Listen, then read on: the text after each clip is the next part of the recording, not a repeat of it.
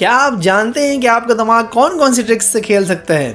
चलिए मिलते हैं साइकोलॉजी की अजीब और दिलचस्प थ्योरीज से।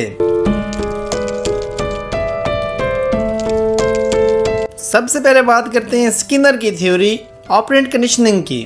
इस थ्योरी के मुताबिक अगर आप लोगों का या जानवरों का दिमाग कंट्रोल करना चाहते हैं तो सिर्फ और सिर्फ दो तरह से आप कंट्रोल कर सकते हैं, या आप रिवार्ड के ज़रिए या फिर पनिशमेंट के ज़रिए उनके दिमाग को कंट्रोल कर सकते हैं। क्योंकि ये इंसान की नफ्सियात है कि जब उसे किसी काम करने पर रिवार्ड्स मिलता है तो उसी काम को दोबारा करने के चांसेस बढ़ जाते हैं। इसी तरीके से अगर कोई काम आपने किसी से छुड़वाना है, कोई आदत छुड़वानी है, तो जब पनिशमेंट मिलती है तो फिर ज़्यादा चांसेस होते हैं कि नेक्स्ट टाइम वो काम नहीं होगा। मसलन अगर आप किसी बच्चे से होमवर्क करवाना चाहते हैं और हर दफ़ा उसको चॉकलेट देते हैं तो वो ज़्यादा मोटिवेटेड होकर जो है हर दफ़ा होमवर्क अपने कंप्लीट करेगा। और अगर वो होमवर्क नहीं कर रहा तो आप उसको किसी चीज़ से डरा सकते हैं, कोई पनिशमेंट दे सकते हैं। मसलन कि वो आप उसको कह सकते हैं कि अगर तुम होमवर्क नहीं करोगे तो तुम्हारा मोबाइल पे गेम खेलना या टीवी देखना बंद कर दिया जाएगा। अब इस डर से वो अपना होमवर्क कंप्लीट करेगा क्योंकि उसे पता है कि मुझे पनिशमेंट मिलेगी। तो रिवार्ड्स या पनिशमेंट के ज़रिए आप जो है किसी का भी बिहेवियर जो है वो कंट्रोल कर सकते हैं। नंबर 2 पे आती है जी पावलो की क्लासिकल कंडीशनिंग थ्योरी।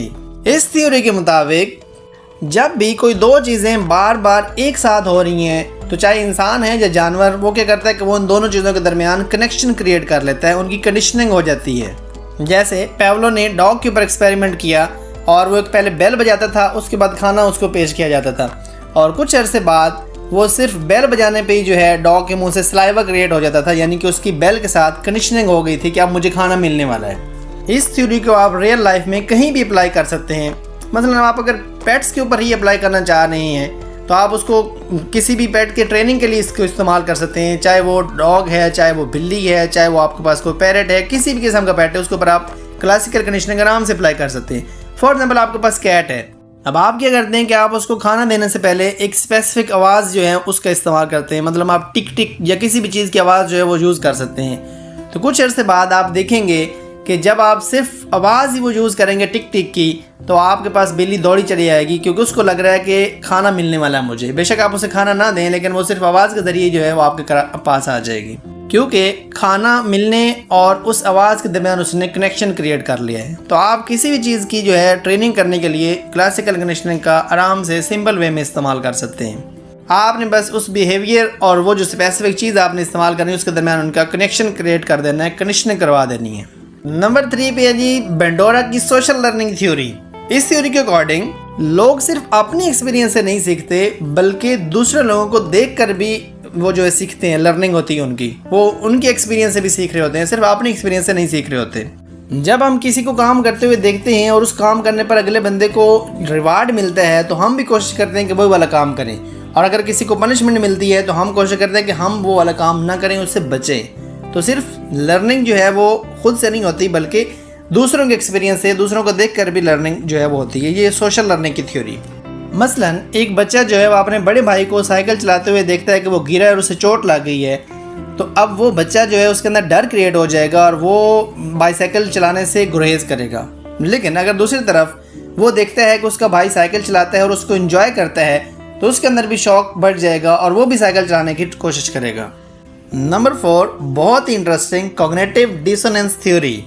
इस थ्योरी के मुताबिक जब लोग अपने स्पेसिफिक बिलीफ्स या एक्शन के दरमियान कन्फ्लिक्ट महसूस करते हैं तो उनको डिस्कम्फर्ट होता है। इस डिस्कम्फर्ट को कम करने के लिए लोग अपना बिहेवियर या इवन अपनी सोच चेंज कर लेते हैं। फॉर एग्जाम्पल एक शख्स जिसको स्मोकिंग के नुकसानात के बारे में पता है लेकिन उसके बावजूद वो स्मोकिंग करता है तो उसके अंदर एक डिस्कम्फर्ट जो है वो क्रिएट हो जाएगा, उसके अंदर टेंशन सी क्रिएट हो जाएगी। अब इस टेंशन को कम करने के लिए उसके पास दो ऑप्शन है, या तो वो स्मोकिंग क्विट कर दे, स्मोकिंग करना ही छोड़ देगा, या फिर वो उसका जो बिहेवियर है, जो सोच है वो भी चेंज हो जाएगी उसके बारे में। वो क्या कहना शुरू कर देगा, स्मोकिंग से ज़्यादा कुछ नहीं होता, मैं तो सिर्फ इसे एंजॉय करने के लिए पीता हूँ बस। नंबर 5 माय फेवरेट, मैस्लो की हायरार्की ऑफ नीड्स। मैस्लो के अकॉर्डिंग इंसान की ज़रूरतें जो हैं वो एक हायरार्की में होती हैं। इसमें सबसे पहले बेसिक नीड्स होती हैं जिसमें खाना पीना और शेल्टर। बेसिक नीड्स के बाद आपकी सेफ्टी की नीड्स आती हैं, उसके बाद आपकी सोशल नीड्स, फिर आपकी सेल्फ स्टीम और लास्ट पे जो है आपको सेल्फ एक्चुअलाइजेशन की नीड्स की ज़रूरत होती है। फॉर एग्जाम्पल, सबसे पहले आपको खाना, पानी और शेल्टर की ज़रूरत है। जब आपकी ये बेसिक नीड्स पूरी हो जाएंगी, उसके बाद नेक्स्ट आपके पास नीड्स आएंगी सेफ्टी की नीड, यानी कि आपके पास अच्छी नौकरी हो, अच्छा बिजनेस हो, अच्छा पैसा हो, अच्छा घर हो, गाड़ी हो। ये नीड्स फिर आपके अंदर क्रिएट होती हैं। उसके बाद नंबर 3 आपके पास आती हैं सोशल नीड्स, कि आप अपने दोस्तों के साथ अच्छा टाइम गुजारें। जब आपके पास पहले वाली 2 कंप्लीट हो जाएंगी, उसके बाद आप तीसरे के बारे में सोचना शुरू कर देंगे कि आपके पास जो है अच्छी फ्रेंड सर्कल हो, सोशल सर्कल आपका अच्छा हो, आप दोस्तों और फैमिली को जो है अच्छा टाइम दें, क्वालिटी टाइम उनके साथ स्पेंड करें। जब आपकी ये वाली नीड्स पूरी हो जाती हैं, उसके बाद आप अपनी सेल्फ स्टीम के बारे में सोचते हैं, आपकी इज़्ज़त अच्छी हो, आपका मुकाम हो, आपका मर्तबा हो, लोग आपके बारे में बात कर रहे हों, हर तरफ आपका नाम लिया जा रहा हो। और लास्ट पे आप अपने फुल पोटेंशियल के साथ जो है, जो आपका गोल्स है, उसकी तरफ आपकी अटेंशन होती है और आप सिर्फ उसको अचीव करने की कोशिश करते हैं। हर शख्स के गोल्स जो हैं वो अलग होते हैं, उसको अचीव करने के लिए फिर लोग जो हैं अपने सर धड़ की बाजी लगाते हैं, लेकिन पहले वाली नीड्स जो हैं वो पूरी होनी ज़रूरी हैं। उसके साथ साथ उसने कहा कि ये सारी नीड्स हर शख्स में पूरी होती नहीं, कभी बहुत कम लोग हैं, मिनिमम जो है वो लोगों का लेवल है जो ये सारी नीड्स पूरी करके सेल्फ एक्चुअलाइजेशन के पहुंच जाते हैं, क्योंकि बहुत से मसाइल हैं माशरे के अंदर, तो इसलिए ये फुली तौर पे अचीव करना बहुत ही मुश्किल है। बहुत कम लोग जो हैं सेल्फ एक्चुअलाइजेशन को जो है वो फुली तौर पे अचीव कर सकते हैं। होपफुली आज की वीडियो आपको अच्छी लगी होगी। आपने कमेंट सेक्शन में ज़रूर बताना है कि आपको कौन सी थ्योरी जो है वो ज़्यादा इंटरेस्टिंग लगी है। और अगर आप हमारे चैनल पर नए हैं तो हमारे चैनल को सब्सक्राइब करें और बेल आइकन को दबाना बिल्कुल ना भूलें। Thank you so much.